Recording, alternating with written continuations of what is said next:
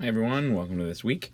We're going to learn third declension adjectives. So adjectives similar in function to the us we learned already, but using third declension ending. So we'll review the adjectives that we already know. All right, we'll talk about agreement, and then we'll look at third declension adjectives. Okay, so these are just the adjectives that you already learned. Remember that they're going to use second declension nouns for masculine, first declension nouns for feminine, endings, first declension endings for feminine, and second declension neuter endings for the neuter. And this is how adjectives will agree with their noun. Remember that nouns can kind of violate these rules. So there's some first declension nouns that are masculine, but adjectives will always use second declension masculine endings for masculine, first declension for feminine, and second declension neuter for the 2-1-2 endings as an example. All right, so I need masculine, dative singular, and that's going to be O. All right, oh, that's interesting. Well, that shouldn't look like that. Sorry about that.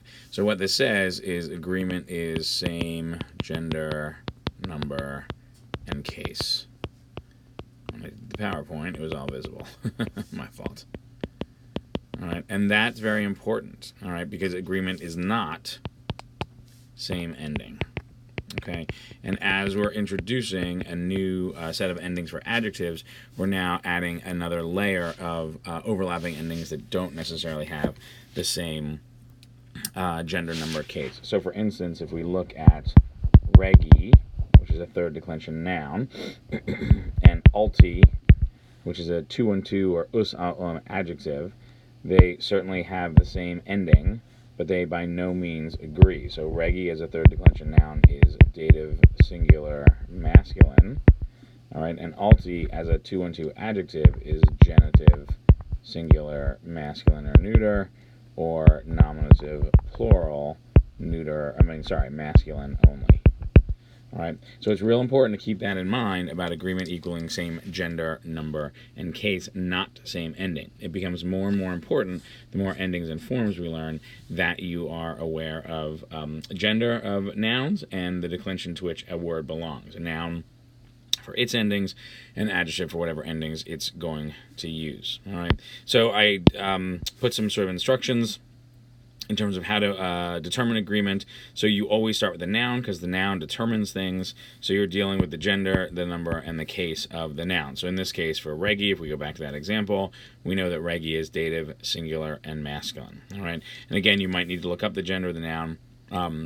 Noun gender, or noun forms, I should say, don't automatically give you gender. All right, and then you take that dative, singular, masculine, and then you find the corresponding form of the adjective. So then I go back here, and if I want alti, or that word tall, to agree, then I need that to be alto. Wrong color, sorry about that. So I need that to be alto.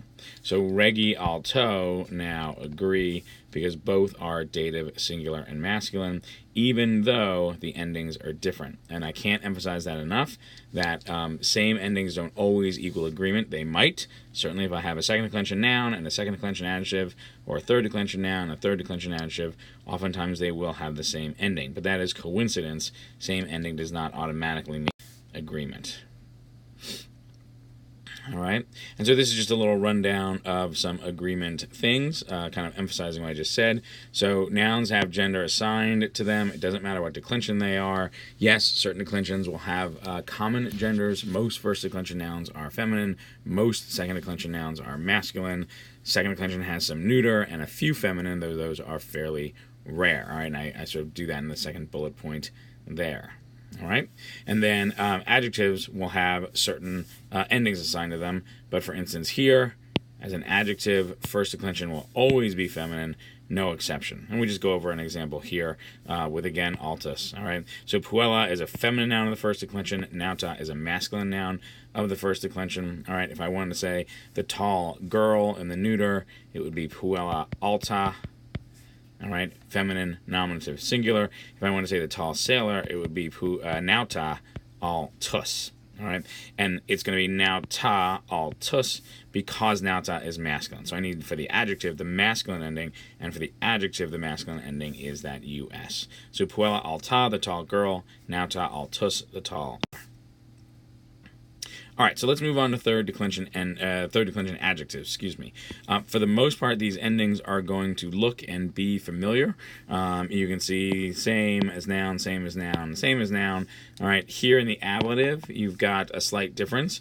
Whereas for nouns, that would be an E. For adjectives, that's going to be an I. So that is one difference for adjectives that you have to be careful of. For the plural, everything is the same except for this neuter, nominative, and accusative singular. It's similar, but it's IA instead of just plain A. One thing about the vocab of third declension adjectives, there are 3 variations of third declension adjectives based on what are called terminations. And what that means is the number of forms, different forms they have in the nominative case. So 3 termination adjectives will have 3 different nominative forms, 1 for each gender. All right, so all 3 of those underlined forms are different nominatives in order: masculine, feminine, neuter. 2 termination, and these are by far the most common, have this is ending for the masculine and feminine, and then an ending for the neuter. So in other words, the 2 terminations, the masculine and feminine, share an ending, and the neuter has its own ending. And again, those are the most common. And then 1 termination adjectives just have a single nominative for all 3 genders, and then the second form is going to be the genitive that's also going to give you the stem. Okay, so just something to be aware of. There's an exercise coming up that's going to kind of go over that, but just kind of something to be aware of in terms of how the vocab is going to look and how those nominatives will function. Forgot to say, obviously make sure to know these endings. Most of them are familiar, but make sure to focus on and memorize the exceptions so that you can agreement successfully. All right, so let's take a look at some examples. This is the Columbia motto, among others. We've seen this before. All right, but over here, that is not a good color. All right, over here, that's not great either. Let's try, there we go. All right, so in lumine tuo. All right, you'll note that there are different endings, right, E and O, but these words do agree because they are both neuter, ablative, singular. All right, so lumen is a third declension neuter noun, so lumen, luminous. Tuo is a 2-1-2 adjective, all right, and again, as I said, determine the gender number case of the noun, in this case, neuter, ablative, singular. All right, and then apply that to the adjectival form. So the neuter, ablative, singular ending for tuus is, of course, O, and that is why they agree. All right, this is the University of Lisbon in Portugal. So we've got a couple adjectives going on. So omnis, civitas agree. Now both omnis and civitas are actually third declension. All right, civitas, civitatis. That as is the nominative singular. It happens to be feminine. So this is nominative singular feminine. All right, and then omnis is that one of those 2 termination adjectives we talked about with the is, All right, so they are both nominative singular feminine. They're both third declension, even though they have different endings as third declensions. Duisa also agrees with civitas. All right, and it too is nominative singular feminine. It is an usa adjective, and that's why the A ending is there. Okay, so every state, all states will not stand divided against itself. All right, this is one perhaps close to home. This is Beloit College in Wisconsin, and we have 2 examples here. So one where the endings happen to be the same, scientia, vera. They're both, scientia is a first declension noun. Vera is a 2-1-2 adjective, so it uses first declension endings for the feminine. So scientia, vera, both nominative singular.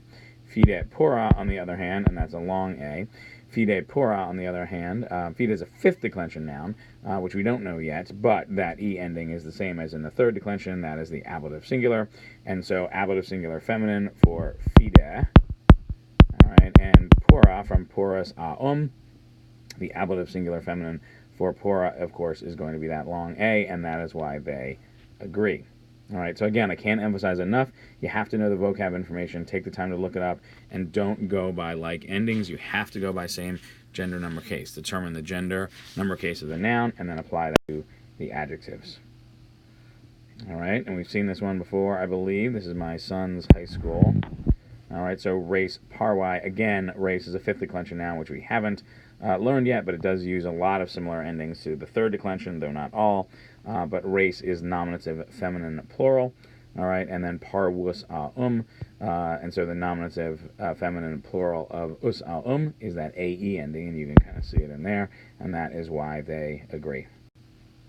All right, so here are some exercises on adjectives, and this is just dealing with declension, identifying which declension things are. Okay, so you're not just identifying them as 2-1-2, right? That's the us or third declension. You're also, for third declension, identifying whether they're 1, 2, or 3 termination.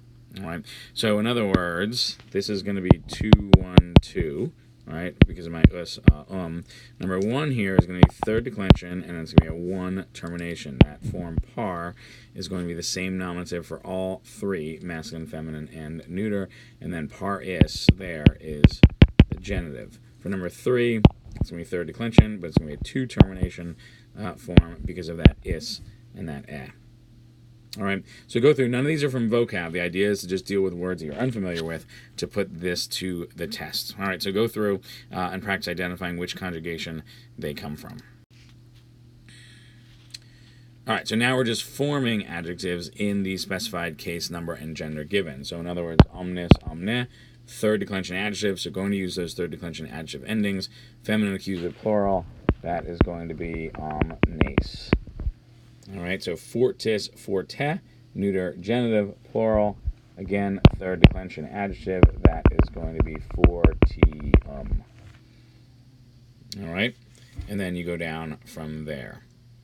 And obviously, if you want to go back and look at that slide or use another resource for the endings, feel free. This is a good way to practice using those endings.